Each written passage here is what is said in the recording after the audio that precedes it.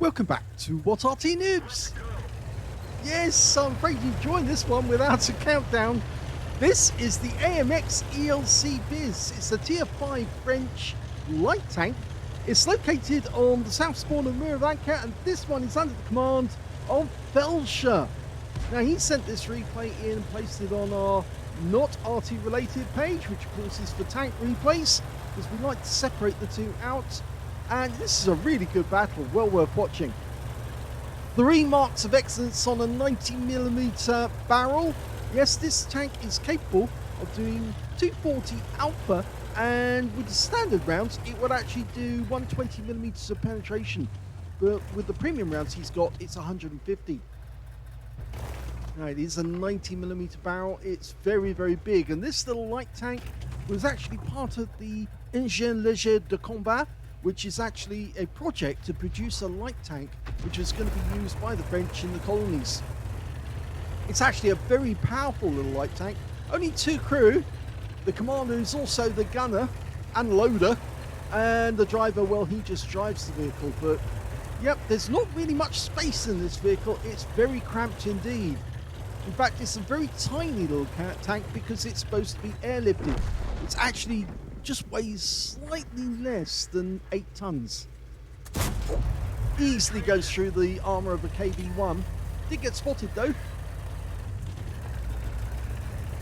Now, it used to be really, really quick in the game. It's got a top speed of 60 kilometers an hour, but Wargaming actually took the speed down. They reduced the power of the engine somewhat to make it a little slower and easier for people to kill. There are some players who actually had something like 10,000 games in this little tank on its own. In fact, one Korean was making a habit of it, and I think Quickie Baby featured him a few times. Okay, we've got a bishop here. He's dialing in on the turret, which is, of course, the casement, which is the weak spot on the armor. Just waiting. No, he hasn't been spotted, so he pulls back to use the bush mechanic and pumps around in. Did he get spotted? No, he didn't. So even the tanks to his left couldn't see him. So he's going to finish off this bishop now with the next round. Long no time. And he gets the kill.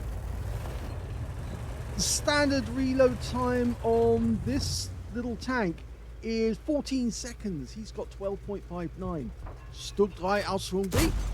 Takes a hit for 253. High roll. Can he get a shot in? Guy's trying to go for cover. He might be able to hit the KV-1, but I think it's only the turret that's showing. Our T-28's done something rather drastic and driven into all those groups. Oh! Well, he missed the T-37 there, but he's going for the Skoda instead. That's the auto-loading Skoda. Waiting for the reload. No, missed that one as well. I think he didn't have enough lead on the target. The shell velocity is actually reasonably fast. 930 kilometers an hour. That's kilometers per second. Meters per second. Let's get it right. Okay, we've got a Wolverine coming up, getting closer. Puts one into it, stop it, and he gets a low roll for 226. Backs up. Didn't get spotted, so he can go forward again. Needs to reacquire the target. He can guess where it is, but oh, there he is. Okay, pulled back to use the bush mechanic. No, he didn't need to because he got the kill anyway. But was he spotted? Yes, he was. So he has to back up, otherwise that Skoda's going to fire a few 75mm rounds this direction. I think that, I'm not sure if that was enough time actually for him to go unspotted. He's gone back into the bush again. Puts one into him, gets a high roll for 265, pulls away, didn't get spotted. Okay. That long reload time, but then remember, it's only one man doing all the work. Well, not all the work, the driver's there, but he's not actually doing anything. The commander is having to hump around that big 90mm shell. It's a big shell. And he's having to shove that one into the breach in a tiny, cramped environment. Nope, missed that one. Wants to get a bit closer. it might be advisable for him to actually move forward when he fires the next round, because he might get spotted and he'll be faster to accelerate forward than he would backward. But he got that one in. Did he get spotted? No, he didn't. Good. The Arty on the enemy team is an SU-8, and he's still firing, but he's obviously not firing at us because he's not spotting us. Okay, the KV-1 will take a hit this time. We could take him out if we get a high roll. No, we don't get a high... Well, just underneath a high roll. 239. Okay. Take out the Skoda with one shot. And he does. Now, that sounded like a round that landed nearby, so I think the SU-8 is guessing where we are. Stugguide Aslains B just took a hit from somebody. I think it might be Arty who did that. We're down 2 on the enemy, which is not so great because the rest of the team has been underperforming. Their team managed to get their way through the forest and have now started to threaten our cap area. This is where it could become very interesting. You see, what FeldschER could do is actually come in behind the guys, but in fact, actually, he's approaching them from a different angle, from the north. And I think he's going to pump around into the Matilda, and he gets an average roll. Relocates. He didn't get spotted, so he was okay there. Oh, but look at that chappie down in the south. He's a one-shot. I think if he drives up behind the Matilda, he could shoot him in the ass. Okay, now we've got some serious enemies. That's a box tank. He doesn't want to get spotted by that guy. 13 centimeter gun, pumps around through his side, gets a high roll, 265. Suddenly confronted by a building he couldn't drive through. And he's using the scenery to good effect because that box tank couldn't see him, even though he's within the box tank's view range. Now he's using these flowering bushes. Can you get a shot? He can't see the Matilda. Ah, but he can see that Panzer III. There. Oh, he stops just at the gap. Okay, he's backing up to get it in line. That looks about right. Yes! Takes him out. One shot. Couldn't see the outline, but he took him down. But he's all alone now. He's fighting all alone. In fact, he was fighting all alone against 6 enemy tanks because they killed the Excelsior just before he killed the Panzer III Aslains J. So now this is where it gets interesting because the enemy team are probably thinking to themselves, oh, we can easily get rid of a little AMX ELC, but they must be looking at the board at the top and seeing, oh my god, he's full health. Yep, he's not been spotted, and there's the box tank. Now he's aiming. No, he's not. He's actually backing into the cap. Now he realizes he's on the wrong side of that house. Yes, the destructible house in the cap area, which you should try and knock over at the start of any game because it does provide cover. And he was trying to back in, thinking that the enemy light tank was actually the other side of the, on the west side of the map. But in fact, actually, he's on this side, the east side. So we'll change that position now, but can we get a shot into that chappie? Chappie hasn't seen us. Chappie doesn't know where we are. And bye-bye, Chappie. And one shot, he's out the game. The box tank didn't see us. He still doesn't know where we are precisely, but he's looking in our general direction. He is a one-shot. As soon as we're loaded, he's out the game, and that's another kill. That's the Top Gun. So there's still 3 enemy tanks out there. He's got 6 already. Can't get a Pulse Medal, but he can definitely get a Radley Waters if he can get all the remaining, well, all but 2, all but 1 of the enemy team. Let's get it right. Okay. It gets very interesting the way he's going around these houses, trying not to knock anything down to give away his position. Remember, one of the enemy vehicles is an SU-8, and he can look through and see destruction going on and give that clue to his teammates. KV-1's a one-shot. I'm not sure if there is a building in the way, but he's decided to change position again. If I was in the SU-8, I would be looking in the general area to see destruction going on, to try and get a clue as to where he is.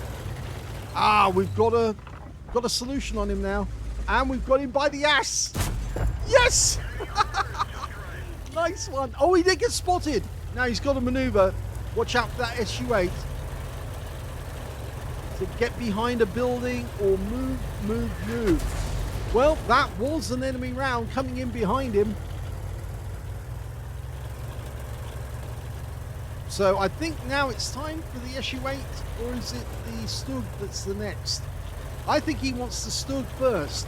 And remember, that Stug is actually very badly damaged. That's the same one we saw earlier, who ducked into cover the moment he got hit. So he was last seen on this side of the map, and we just spotted the SU-8, and there he is, way down. He was actually going to cap. And there's the Stug as well. Oh, big hit. High roll on the SU-8 243. It's so difficult. It does take some time to dial in the aim. But once you actually get that aim dialed in, it's very, very nice. The big alpha it does. You know, they're probably hoping that they can protect each other.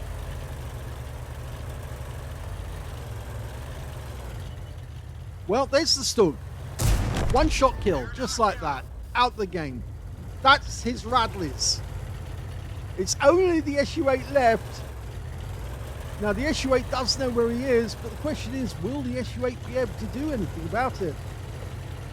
I don't think so. He is badly damaged. And remember, FeldschER still has all of his health. No damage whatsoever.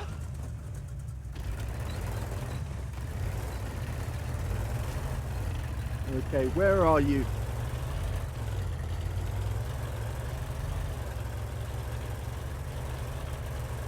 He's guessing he's over in this direction, hiding amongst the trees. We'll get warning if we've been spotted. And there he is! Oh! Well, he tried manually aiming in third person. It didn't work. So now he's got to reload. And he's actually getting closer because it makes it much more difficult for the SU-8 to get a direct shot on him. Goes in. Oh, yes!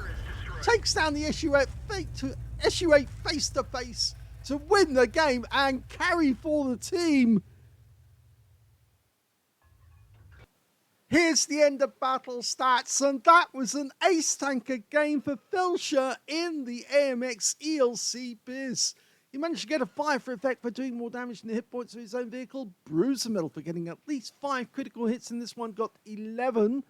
And look at the medals he got as well. The Pascucci's medal for killing 2 enemy SPGs in this game. Yep, he actually took out the SU-8 and the Bishop. He also got an All-X medal for taking down 2 enemy tanks or tank destroyers, which were at least 1 tier higher than him in a light tank, as well as the Kolobanovs for standing alone against 6 enemy tanks and winning. A Bradley Walters medal for killing 8 enemy tanks in the game. He killed 9. A high caliber for dealing the most damage in the game, and a Top Gun for getting at least 6 kills. That was an epic carry, that one. Let's have a look at team score. Well, the highest damage he did in that one was 3,459 hit points. The only other players who managed to get over 1,000 were on the enemy team. And in fact, actually, it was the SU-8 who scored the highest damage other than FeldschER. He got 1,405, followed by the SU-100Y, the box tank, with 1,090. When it came to kills, FeldschER got that one easily as well with 9 kills. 4 kills went to the box tank, and 2 kills went to the M24 Chaffee, the Stugdrei Ausführung B, and the KV-1, and on his own team, the AMX 13105. Yes, he actually managed to get 2 kills as well. And when it came to base XP, of course, there's only one player in it. FeldschER managed to get 1,658. He was the only player to get over 1,000. and that means he got the top in all 3 columns. The next highest scorer being the Excelsior, who managed 543, and after that the T-37 on the enemy team managed 517. They had almost less than 1/3 of the amount that FeldschER managed to get. He fired 24 rounds in that game, got 20 direct hits and 20 penetrations. A couple of shots went directly over the target, or he was trying to aim at a moving target, didn't give enough lead, and the shell just went zipping past them, right in front of them. 3,459 hit points of damage, of which 1,250 were at more than 300 meters. He was doing a lot of long-range shooting, and very carefully too. 5 enemy vehicles were spotted, 10 enemy vehicles damaged, 9 killed, and 434 hit points of damage assistance. He earned a loss, actually, of 3,143 credits on a premium account. That was because he used the premium ammo throughout the game. And he also took away 12,435 experience points because he got a ×5 on that occasion and a very high base rate indeed. So, superb game in the AMX ELC. Let's have a look at the armor for this little thing. It looks on first appearance that it's actually got a lot of armor with all this red here, but I'm afraid that is very deceptive. It's very thin armor indeed, because of course this tank is an air mobile tank. It has to be light to be air transported. 25mm at the front of the vehicle. You can see there it goes up to 30mm at the on the lower plate because of the angling, or 32, and on the upper plate 20mm becomes 28 because of the angling. In fact, the turret is very, very light indeed. It's only 15mm. This is only designed to stop small arms fire or shell splinters from actually damaging the tank. It wouldn't stop a heavy shell that actually hit the thing. And if you look at the live version, you can see anywhere on this tank will be penetrated, and absolutely no problem whatsoever. So it's not a very strong tank when it comes to armor. But if we look at the modules, let's go to the full screen. Okay, you can see it's a very cramped tank as well, because in this design, I think this is the 90mm design, because that looks like a 90mm muzzle brake. The engine is right up front with the transmission there. We can see that we've got the driver on one side of the turret and the commander on the other side. And of course, he's got the ammo rack behind them, and also the radio for the commander, because he's a very overworked guy in this little tank, with the fuel tank right at the back of the tank, not at the front, at the back. But remember, this basically was designed to be a light tank that could be air transported. So having that engine right up in front of the commander and the driver means that they've got some form of metal between them and the enemy, just in case the enemy does fire something back at them, which is pretty heavy, because, of course, it'll go straight through the armor, but it might not go through the engine before it gets to them. Unless, of course, they're unlucky enough for the enemy to hit the turret. But so long as the enemy's only firing small arms, they'll be okay. There's one of these actually in the tank museum at Samur. So if you ever want to go there, and this is a fantastic tank museum, it's well worth a visit, then you'll actually be able to see the real thing but that's actually there. So yes, that's the AMX ELC biz. So, superb game there by FeldschER in the AMX ELC biz. Congratulations. Not only getting a collar ban off, but also getting a Radley Walters and all the other medals you got as well. You certainly deserved it in that game because you carried your teammates. In fact, it's a pity that you didn't get a pools medal, mainly because one of the tanks you hit was taken out by somebody else instead, so you just didn't get a chance to get the pools medal. But other than that, you got a superb number of medals out of it, and it was very, very carefully played. And I noticed how you played to try and ensure that you never got spotted and use all the bush mechanic as much as you could. And yes, I will be taking my ELC out and trying the same technique. I hope you enjoyed that replay. If you did, please give this video a like. Do subscribe to our channel. Leave a little comment down below because it feeds the algorithm. And thank you for watching.